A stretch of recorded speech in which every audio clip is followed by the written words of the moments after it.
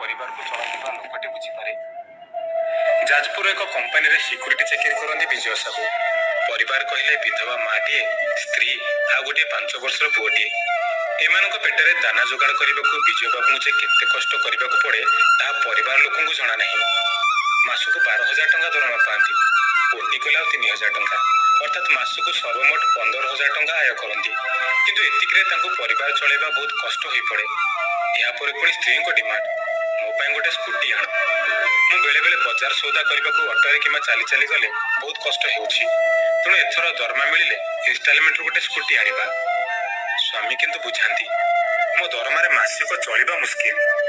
ଆଉ ପୁଣି ଦରମାର ସ୍କୁଟିଟେ କିଣିବା ମୋ ପକ୍ଷରେ ସମ୍ଭବ ହେବ ନାହିଁ। ତେଣୁ କିଛି ଟଙ୍କା ଯୋଗାଡ଼ କରେ, ପରେ କେତେବେଳେ କିଣିବା। ଏତିକି କଥାରେ ସ୍ୱାମୀ ସ୍ତ୍ରୀଙ୍କ ମଧ୍ୟରେ ଝଗଡ଼ା ଲାଗିଥିଲା। ଆଉ ସେହି କାରଣରୁ ମାନସିକ ଶାନ୍ତି ପାଇଁ ଘରେ କିଛି ନ ଜଣାଇ ବିଜୟ ଆସିଯାଇଥିଲେ ପୁରୀ। ଫୋନକୁ ମଧ୍ୟ ଘରେ ଛାଡ଼ି ଦେଇଥିଲେ। ଦିନସାରା ମନ୍ଦିର ଭିତରେ ଓ ଆନନ୍ଦ ବଜାରରେ ବିତାଇ ସନ୍ଧ୍ୟାରେ ସନ୍ଧ୍ୟା ଦର୍ଶନ ସାରି ବେଳାଭୂମି ଆଡ଼େ ଗଲେ। ସ୍ୱର୍ଗଦ୍ୱାରରେ ବି କିଛି ସମୟ ବିତାଇଲେ। ସେଠାରେ ପୋଡ଼ା ଯାଉଥିବା ମର ଶରୀରକୁ ଦେଖି ମନ ଭିତରେ ମୋହମାୟାକୁ ଦୂରେଇ ଦେଉଥାନ୍ତି। ସେଠାରେ କିଛି ସମୟ ବିତାଇବା ପରେ ପୁରୀ ବଜାରକୁ ଫେରି ଏକ ଜଳଖିଆ ଦୋକାନକୁ ଖାଇବାକୁ ଗଲେ। ବରା ଗୋଟେ ପ୍ଲେଟ୍ ମଗେଇ ପକେଟରୁ ମନି ପର୍ସ ଖୋଜିବା ବେଳକୁ ପକେଟରେ ମନି ପର୍ସ ନାହିଁ। ହଠାତ୍ ଗୋଟିଏ ଝଟକା ଲାଗିଲା ବିଜୟଙ୍କୁ। ପର୍ସରେ ପାଖାପାଖି 1,000 ଟଙ୍କା ଯାଇଥିଲା, ଯେଉଁ ଟଙ୍କାକୁ ଗାଁକୁ ଫେରିବା ପାଇଁ ସେ ରଖିଥିଲେ। ହେଲେ ପାଖରେ ଟଙ୍କା ନଥିଲେ ସେ ଫେରିବେ କେମିତି? ଖାଇବେ କ'ଣ? ପୁରୀ ସହରରେ କେହି ଚିହ୍ନା ନାହାନ୍ତି। ହାତ ଉଧାରିବେ କାହାକୁ ମାଗିବେ? ମୁଣ୍ଡରେ ଅନେକ ଭାବନା ଆସୁଥାଏ। କ'ଣ କରିବେ କିଛି ଭାବି ପାରୁନଥାନ୍ତି। ସେଇଠାରୁ ନୀଳଚକ୍ରକୁ ଚାହିଁ ବିଜୟ କହିଲେ, ହେ ଠାକୁରେ, ତୁମ ଧାମକୁ ଟିକେ ଶାନ୍ତି ପାଇଁ ଆସିଥିଲି, ହେଲେ ଏବେ ମୁଁ କେମିତି ଫେରିବି? ଏତିକି କହି ସେ ଜଳଖିଆ ଦୋକାନରୁ ଖାଇବା ଫେରାଇ ଦେଇ ଦୁଃଖୀ ମନ ନେଇ ଷ୍ଟେସନ ଆଡ଼କୁ ଚାଲିଲେ। ଭାବିଲା ଆଜି ନୁହେଁ, କାଲି ସକାଳେ ମୁଁ ଘରକୁ ଯିବି। ରାତିରେ ଷ୍ଟେସନରେ କାହାକୁ କିଛି ଟଙ୍କା ମାଗିବି। ଯିଏ ଦେଲେ ଭଲ କଥା, ନହେଲେ ମାଗଣାରେ ଟ୍ରେନରେ ଯିବି। ଧରା ପଡ଼ିଲା ପରେ ଯାହା ହେବ ଦେଖାଯିବ। ଷ୍ଟେସନର ଗୋଟିଏ ଯାତ୍ରୀ ବିଶ୍ରାମାଗାରରେ ଚୌକିରେ ଶୋଇଲେ। ହେଲେ ଆଖିକୁ ନିଦ ବି ଆସୁନି। କାରଣ ମଧ୍ୟାହ୍ନରେ ଯାହା ମହାପ୍ରସାଦ ଟିକେ ଖାଇଥିଲେ, ଆଉ ଦିନ ତମାମ ପେଟରେ କିଛି ପଡ଼ିନି। ଏବେ ଆସି ରାତି 12ଟା ବାଜିବାକୁ ବସିଲାଣି। ବିଜୟ କିଛି ଯାତ୍ରୀଙ୍କୁ ନିଜ ଦୁଃଖ ବିଷୟରେ ଜଣାଇଲେ। ହେଲେ କେହି ବି ସାହାଯ୍ୟ ପାଇଁ ଆଗେଇ ଆସିଲେନି। କାରଣ ଲୋକେ ଭାବୁଥାନ୍ତି କୋଉ ଗୋଟେ ନିଶାଡ଼ି ହୋଇଥିବ, ପଇସା ମାଗି ନିଶା ଖାଇବା ପାଇଁ ବାହାନା କରୁଥିବ। ବିଜୟ ବି ନିଜ ସ୍ୱାଭିମାନକୁ ଜଗି ଆଉ କାହାକୁ ଟଙ୍କା ମାଗିଲେ ନାହିଁ। ସେମିତି ଜାକିଜୁକି ହେଇ ଗୋଟିଏ ଯାତ୍ରୀ ବେଞ୍ଚରେ ଶୋଇଥାନ୍ତି। ଭୋକ ଜ୍ୱାଳା କଲବଲ କରୁଥିବା ବେଳେ ଗୁଣୁ ଗୁଣୁ ହୋଇ କହୁଥାନ୍ତି, ତୋ ଦୁଆରକୁ ଆସି ମୁଁ ଭୋକିଲା ରହୁଛି, କି ଲାଭ ତୋର ପତିତପାବନ ବାନା ଉଡ଼ାଇ? ପେଟକୁ ଗଣ୍ଡେ ଖାଇବାକୁ ସିନା ଦେଲୁନି, ହେଲେ ମୁଁ ଆଜି କହୁଛି, ହଟିଆ ଠାକୁର, ତୋ ଦୁଆରକୁ ଆଉ ଆସିବିନି। କାଲି ଯେତେବେଳେ ଘରେ ପହଞ୍ଚିବି ଓ ଘର ଲୋକ ପଚାରିବେ, ସେତେବେଳେ ମୁଁ ସଫା ସଫା କହିଦେବି, ତୋ କ୍ଷେତ୍ରରୁ ମୁଁ ଉପାସ ଫେରୁଛି, ତେଣିକି ତୋ ନିନ୍ଦା ତୁ ମୁଣ୍ଡେଇବୁ। ଏମିତି ଅଭିମାନ ଭରା କଥା କହି ଶୋଇବାକୁ ଚେଷ୍ଟା କରୁଥାନ୍ତି। ହେଲେ ନିଦ ଆସୁନି। ସେମିତି ଅପଲୋକ ନୟନରେ ଷ୍ଟେସନରେ ଥିବା ଜଗନ୍ନାଥଙ୍କ ଫଟୋ ଚିତ୍ରକୁ ଅନେଇ ରହିଥାନ୍ତି। ଆଉ ଆଖିରୁ ବି ଧାର ଧାର ଲୁହ ବୋହିବାକୁ ଲାଗିଛି। ଏମିତିରେ ଷ୍ଟେସନରେ ପାସେଞ୍ଜରଙ୍କ ସଂଖ୍ୟା କମିବାରେ ଲାଗିଲାଣି। ବିଜୟଙ୍କ ହଠାତ୍ ଧ୍ୟାନ ପଡ଼ିଲା ଜଣେ ବୃଦ୍ଧ ଲୋକଙ୍କ ଉପରେ। ଦୂରରୁ ଧୀରେ ଧୀରେ ସେ ଚାଲି ଚାଲି ନିଜ ଆଡ଼କୁ ଆସୁଛନ୍ତି। ଦେହରେ ଛିଣ୍ଡା ବସ୍ତ୍ର, କାନ୍ଧରେ ଗୋଟିଏ ମଇଳା କପଡ଼ାର ମୁଣି, ଆଉ ମୁହଁଟି କଳାବର୍ଣ୍ଣ ସାଙ୍ଗକୁ ମେଞ୍ଚାଏ ଦାଢ଼ି। ବେଶଭୂଷାରୁ ଲାଗୁଥିଲା କି ବୃଦ୍ଧ ଜଣକ କୌଣସି ମାନସିକ ରୋଗୀ, ନହେଲେ ବଡ଼ ଦାଣ୍ଡର କେହି ଭିକାରୀ।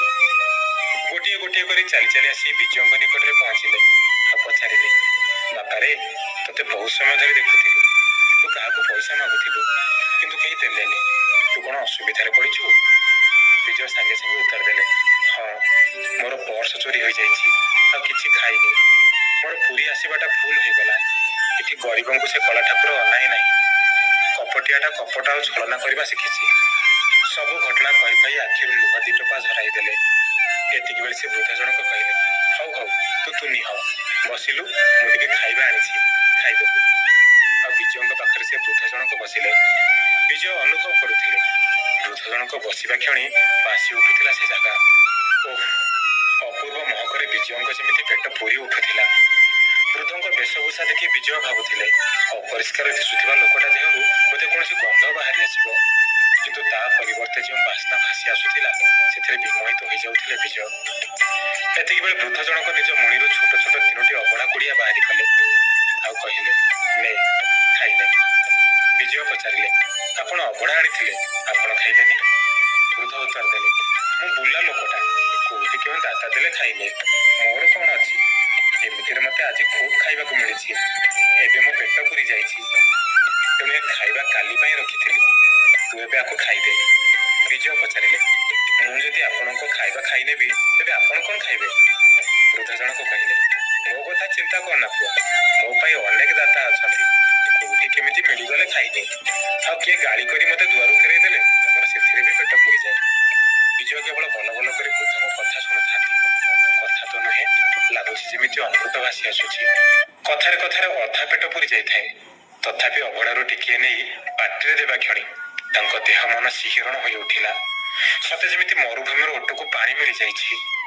ବିଜୟ ଅନୁଭବ କରୁଥିଲେ ରାତି 2ଟା ହେବାକୁ ବସିଲାଣି, କିନ୍ତୁ ଏପର୍ଯ୍ୟନ୍ତ ବି ଅଭଡ଼ା ଅନ୍ନ ଉଷୁମ ଥାଏ। ବିଜୟ ପଚାରିଲେ, ଆଜ୍ଞା, ଏତେବେଳେ ଯାଏଁ ଅଭଡ଼ା ଅନ୍ନ କେମିତି ଗରମ ଅଛି? ବୃଦ୍ଧ ଜଣକ ଉତ୍ତର ଦେଲେ, ଏଇ ସନ୍ଧ୍ୟା ଭୋଗଟା ଜଣେ ଦାତା ଦେଇ ଯାଇଥିଲା। ତାକୁ ରଖିଦେଇଥିଲି ମୁଣିରେ, ତେଣୁ ଗରମ ଥିବ। ବିଜୟ କିଛି ଖାଇସାରିବା ପରେ ଅନୁଭବ କଲେ ପେଟ ତାଙ୍କର ପୁରିଲା ପୁରିଲା ଭଳି ଲାଗୁଥାଏ। ସେତିକିରେ ସାରିଦେଇ ବଳକା ଭୋଗକୁ ରଖିଦେଲେ। ବୃଦ୍ଧ ଜଣକ କହିଲେ, ବାବାରେ, ବଳକା ଭୋଗକୁ ରଖିଦେ, କାଲି ଘରକୁ ନେଇଯିବୁ। ହଁ, ତୁ ପରା କହୁଥିଲୁ ପାଖରେ ପଇସା ନାହିଁ। ମତେ ଆଜି ଜଣେ ଦାତା କିଛି ଟଙ୍କା ଦେଇଛି। ନେ, ତୁ ନେଇଯା, ଆଉ ମୁଁ କାଲି ପୁଣି କାହାଠାରୁ ହାତ ପତେଇ ମାଗିନେବି। ଏତିକି କହି ମୁଣାରୁ କିଛି ଖୁଚୁରା ଟଙ୍କା ଅର୍ଥାତ୍ 10 ଟଙ୍କିଆ 20 ଟଙ୍କିଆ ନୋଟ୍ ମେଞ୍ଚାଏ ବାହାରି କଲେ। ଆଉ ବିଜୟଙ୍କ ହାତକୁ ବଢ଼ାଇ ଦେଇ କହିଲେ, ନେ, ୟାକୁ ରଖିଥା, କାଲି ସକାଳେ ଘରକୁ ପଳେଇବୁ। ଆଉ ହଁ, ଘର କଳି ଦାଣ୍ଡ ଧୂଳି, ୟାକୁ ମୋଟା କରି ରଖିବୁନି। ସବୁକୁ ଆୟତ୍ତ କରି ସଂସାର ଚଳାଇବୁ। ଏତିକି କହି ବୃଦ୍ଧା ଜଣକ କହିଲେ, ହଉ, ଏବେ ଆସୁଛି, ତୁ ଟିକେ ଶୋଇପଡ଼, ସକାଳ ହେଲେ ଟ୍ରେନ୍ ଧରି ଘରକୁ ଯିବୁ। ବିଜୟ ନାହିଁ ନାହିଁ କରୁଥିଲେ ବି ବୃଦ୍ଧ ଜଣକ ତାଙ୍କ ହାତରେ ଧରାଇ ଦେଇ ଚାଲିବାକୁ ଲାଗିଲେ। କିଛି ଟଙ୍କା ବି ତଳେ ପଡ଼ିଗଲା, ଯାହାକୁ ବିଜୟ ଉଠାଇ ଏକାଠି କରିବାକୁ ଲାଗିଲେ।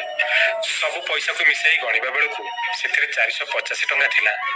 ପଇସା ଗଣା ସରିବା ବେଳକୁ 10 ମିନିଟ୍ ଲାଗି ସାରିଥାଏ। ଏତିକି ବେଳକୁ ବିଜୟ ମୁଣ୍ଡ ଉଠାଇ ଦେଖନ୍ତି ଆଖପାଖରେ ସେ ବୃଦ୍ଧ ଜଣକ ନଥିଲେ। ବିଜୟ ବହୁତ ଖୋଜିଲେ ଆଖପାଖରେ, କିନ୍ତୁ କୋଉଠି ବି ପାଇଲେ ନାହିଁ। ଆଣ୍ଠୁ ମାଡ଼ି ସେଇଠି ବସି ପଡ଼ି କହିଲେ, ହେ ମହାବାହୁ, ମତେ ମୋହ କରି କେଉଁଆଡ଼େ ଅନ୍ତର୍ଧ୍ୟାନ ହେଇଗଲ। ମୁଁ ଅଧମ ଜାଣିପାରିଲିନି। ଏତିକି କହି କାନ୍ଦିବାକୁ ଲାଗିଲେ। ପରେ ଅଭଡ଼ାକୁ ଧରି ସକାଳେ ଯାଇ ଅନିଦ୍ରା ରହି ଗାଁକୁ ଫେରିଲେ। ଘରେ ଗୋଟି ଗୋଟି କରି ସବୁ କଥା କହିଲେ, ଆଉ ସେ ମହାବାହୁଙ୍କ କରୁଣାକୁ ବଖାଣି ଚାଲିଲେ। ସେବେଠାରୁ ବିଜୟଙ୍କ ଘରେ ସେଇ ଅଭଡ଼ାର କଣିକା ନିର୍ମାଲ୍ୟ କରି ରଖିଛନ୍ତି, ଆଉ ସେ ବୃଦ୍ଧଙ୍କୁ ବି ଭୁଲି ପାରୁନାହାନ୍ତି।